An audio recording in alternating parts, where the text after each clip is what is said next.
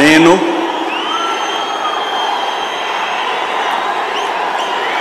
నారా చంద్రబాబు నాయుడు అనే నేను శాసనం ద్వారా నిర్మితమైన భారత రాజ్యాంగం పట్ల నిజమైన విశ్వాసం విధేయత చూపుతానని భారతదేశ సార్వభౌమాధికారాన్ని సమగ్రతను కాపాడుతానని